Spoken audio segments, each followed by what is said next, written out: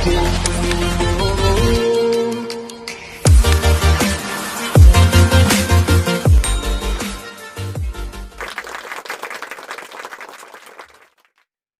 menarik nih Pak yang masalah prinsip ini Pak. Yang prinsip itu kan terkadang mempengaruhi kehidupan juga ya Pak.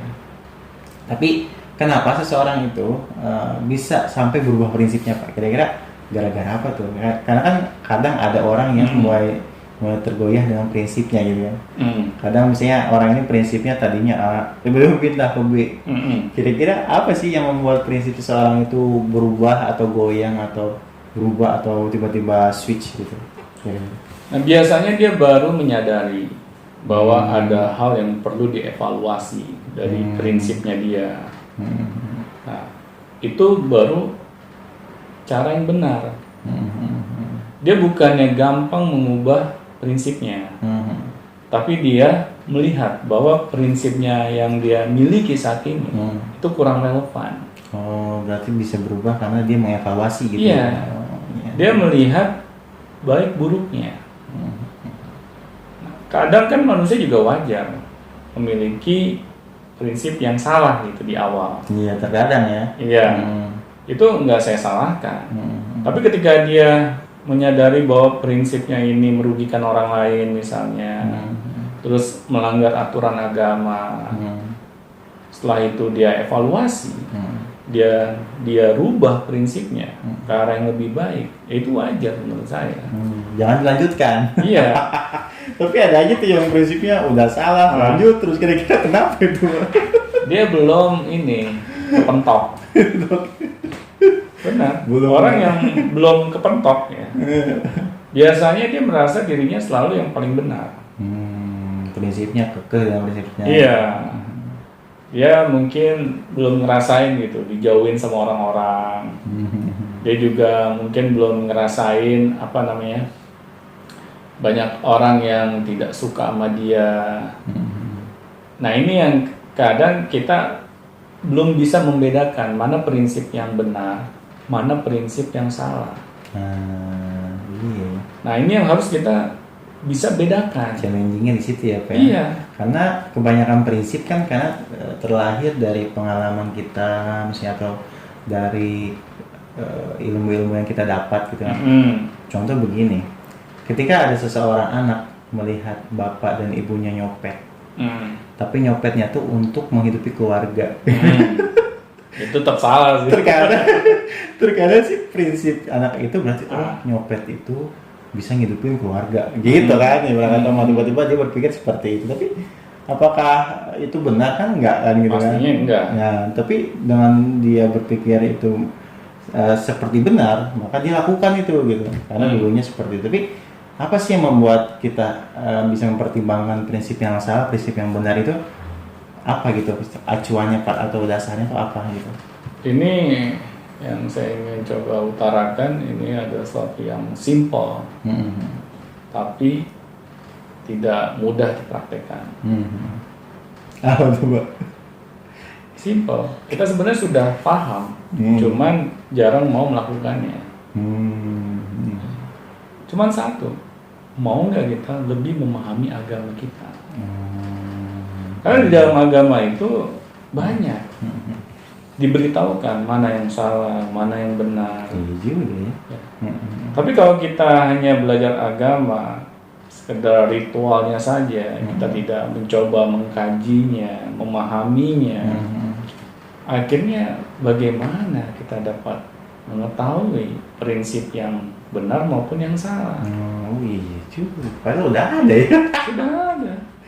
Iya, perasaan kita sudah tahu. Iya, sudah tahu ya. Tapi kenapa masih aja ada yang prinsipnya tuh kekeh gitu dengan itu gitu. Aku yang bingungnya kayak gitu, Pak.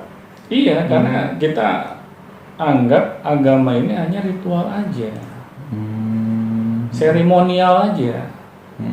Kita cukup datang ke masjid, sembahyang, terus sudah. Kita tidak mencoba membuat diri kita dalam setiap aktivitas kita itu agama terlibat di situ. Di agama itu bukan cuma ritual aja. Iya, benar. Karena kalau kita tidak mau melibatkan agama di dalam segala aktivitas kita, kita hanya taruh agama itu hanya di masjid pas kita sembahyang, di luar masjid agama kita tinggalkan gitu. Ya bagaimana agama ini bisa menuntun kita? Iya, jadi membentuk prinsip itu ternyata harus dibarengi dengan agama. Gitu. Iya, kadang kita ingin memilih mana nih dari agama yang cocok buat kita, iya. mana yang tidak. Iya, jadi kalau misalnya, oh ini cocok banget nih gue banget gitu kan. Iya. Tapi kalau yang enggaknya, enggak ini males gitu ya. Iya, benar-benar gitu. Kadang sebagian besar orang itu memiliki pola pikir yang seperti itu.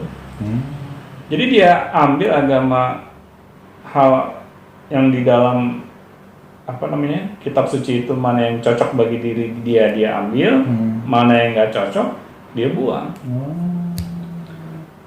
Jadi kita hanya menganggap agama itu ya sesuai dengan keperluan. Ya nggak aneh kalau misalnya kehidupan kita nggak jelas gitu.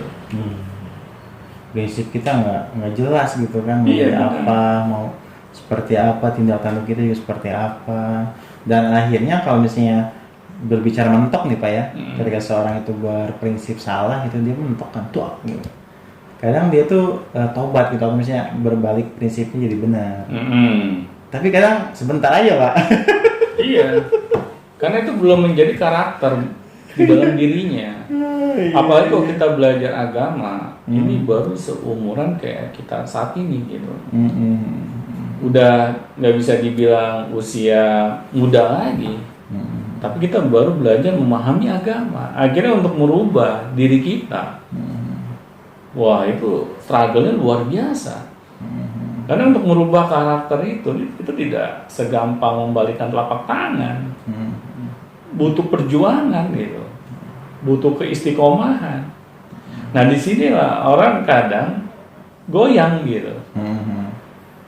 Pas dia udah misalnya memiliki kebiasaan seperti ini, terus dia ingin ubah, nah itu masih ada on off-nya. Iya, prinsipnya ingin berubah lah gitu lah. Iya. Kata saya misalnya setiap hari harus olahraga. Iya benar. Karena itu belum terbiasa kan. Iya. Dari kecil kita baru memaksa diri kita untuk olahraga saat ini, akhirnya untuk mempraktekkan itu kayaknya itu sulit banget. Tapi memang ada rumus satu lagi, paksa diri kita untuk melakukan hal-hal yang memang itu positif gitu bagi kehidupan kita. Ya memang susah di awal, tapi ketika itu sudah kita paksakan dan akhirnya menjadi kebiasaan, akhirnya jadi mudah. Ya kayak misalnya olahraga aja deh, setiap kita bangun tidur gitu. Itu kan kalau kita nggak paksa sulit banget. Kadang kita mood, kadang-kadang enggak gitu. Iya. Nah kadang-kadang kita harus menjadi kepala batu untuk melakukan hal-hal yang memang harus kita lakukan. Misalnya nih kita mau bangun pagi terus olahraga, malah orang-orang sekeliling kita ngapain sih bangun pagi-pagi? Apalagi kan teman kosan. Ini cuacanya juga, aduh enaknya untuk tidur nih gitu kan? Iya. Akhirnya kita bilang bener juga ya. Nah, kita lanjutkan tuh tidur gitu kan? Tapi kalau kita kepala batu, enggak, bos bangun, bos olahraga. Nah itu kepala batu yang benar. Jadi kepala batu yang benar itu punya prinsip yang kuat, lebih bagus ya Pak daripada kepala batu yang kita sangka-sangka itu yang tadi. Benar. Karena akan sangat sulit kalau kita ingin mendengar semua omongan orang-orang di luar sana pada diri kita. Itu sih yang bikin galau kadang ya. Benar. Karena kita punya prinsip ingin menyenangkan semua orang. Itu yang sulit. Pasti di dunia ini ada orang yang suka dan ada orang yang tidak suka dengan diri kita. Itu wajar. Kita harus terima itu. Harus terima. Malah kata seorang artis gitu ya, kalau lu belum punya haters, lu belum terkenal. Itu benar artis ya. di podcast sebelumnya. Saya pikir itu benar juga gitu kan. Kalau belum ada orang yang nggak suka sama kita, ya boro-boro ada orang yang suka sama kita gitu kan. Iya. Logikanya gitu. Betul. Karena kan ya ketika seseorang itu berprinsip benar, kadang ada aja yang nggak suka gitu ya Pak ya. Iya. Ada aja halangannya gitu kan. Benar-benar itu ya. Iya. Oh, menurut saya sih ya terserah deh orang mau ngomong apa. Yang penting kita nggak merugikan mereka.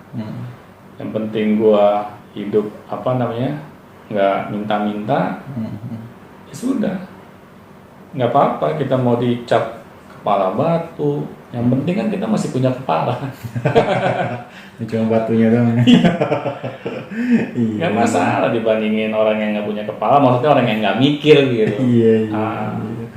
Tapi menarik juga sih kepala batu, Pak. Terkadang ya ketika kita ingin mencapai sebuah tujuan juga dibutuhkan sikap seperti itu gitu. Iya harus. Kalau misalnya kita terlalu mempertimbangkan atau misalnya kita yang akhirnya nggak action gitu kan untuk mencapai tujuan itu, terkadang ya kalau nggak ada bersih gigih atau kayak yang kepala batu itu kayak nggak sampai itu.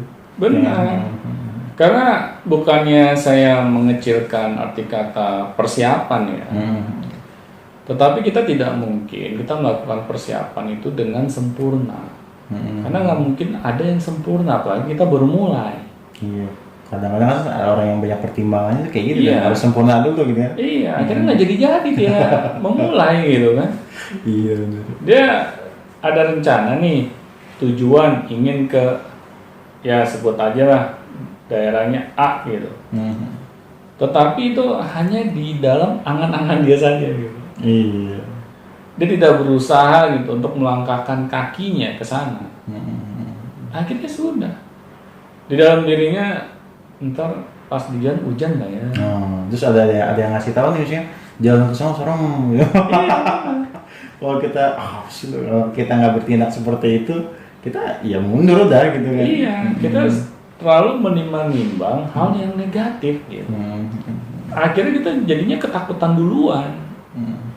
Dan kalau kita memiliki sikap seperti itu, ya bagaimana kita mau mencapai tujuan kita? Itu baru tujuan dalam perjalanan ya, apalagi tujuan kehidupan kita. Karena manusia kalau nggak memiliki tujuan dalam kehidupannya, ya kehidupannya nggak akan kemana-mana. Dia akan stagnan. Mutar ya situ. Iya. Katanya kita ingin menjadi orang yang bermanfaat, menjadi orang yang sukses. Tapi dalam kita menuju menjadi orang yang bermanfaat atau menjadi orang yang sukses itu, kita tidak melakukan gerakan apapun gitu.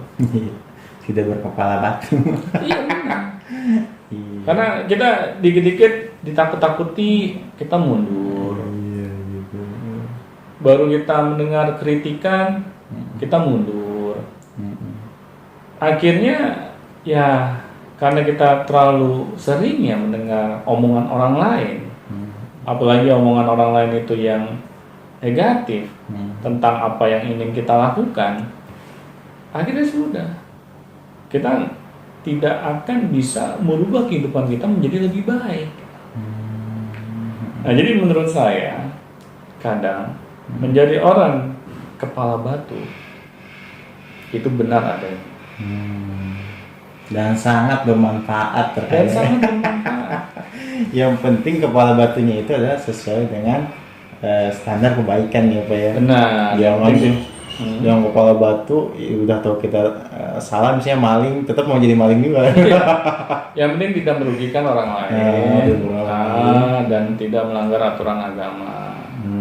Sudah itu aja cukup ya. Udah. Iya, dan mimpi-mimpi kita mudah-mudahan atau misalnya ya bisa dikatakan bisa dapat kita mulai gitu dari sekarang ya. Kalau kita punya rasa kepala batu. Iya. Jadilah kepala batu untuk meraih impian kita. Oke, terima kasih Pak Doni atas kepala batu ini. Jadi bagi siapapun yang menonton ini, memang sedikit twist ya kita membicarakan kepala batu, namun manfaatnya ternyata sangat-sangat banyak ya. Karena kita tidak mengetahui itu bahwa orang itu seperti apa gitu ya. kita tidak bisa menilai orang kepala batu itu, orang itu kepala batu gitu, tapi di balik itu ternyata banyak kebaikan dari sikap kepala batu ini ya Pak ya. Jadi kita men-framing dari sikap kepala batu ini menjadi lebih baik lagi dan bisa dijadikan motivasi untuk diri kita. Oke, bagi yang mau bertanya langsung aja di bawah ada telegramnya, langsung ke emailnya juga bisa, langsung di komen juga bisa, langsung datang ke sini juga nggak apa-apa sih, atau janjian dulu aja sama kita ya. Baik, kalau misalnya ada apa-apa silahkan tanyakan dan nanti kita akan bahas atau kita akan bahas dengan video di segmen Beyond Education selanjutnya. Dan sampai jumpa di Beyond Education selanjutnya. Sampai jumpa teman-teman.